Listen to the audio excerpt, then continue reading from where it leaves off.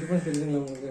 இங்கே இருந்து வரும்போது ஒரு சீப் அளவில் இருக்கும், வர வர வர வர 4-5 கேப்பில் அந்த சைஸில் இருந்துருக்கும். கீழே வந்து ஸ்கின் தெரியாத மாதிரி டபுள் ஸ்டெப் வேணுங்கிறீங்க.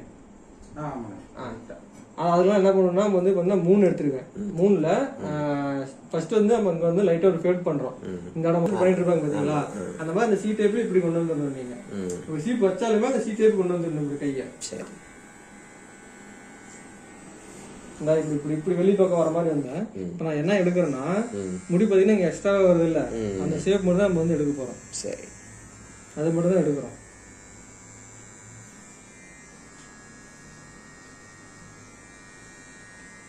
இங்க வந்து எக்ஸ்ட்ராவா முடி இருக்குல்லங்க, இது லைட்டா வந்து டச் அப் தான் பண்றமே ஒழிஞ்சு உள் வரைக்கும் போல. நம்ம சில பேர் பாத்தீங்கன்னா இதுல பாதியா கட் பண்ணிடுவாங்க, இது வரைக்கும் இப்படி கட் பண்ணி எடுப்பாங்க. அப்படி எடுக்கும்போது பாத்தீங்கன்னா ஒரு 2 நாள் நல்லா இருக்கும்.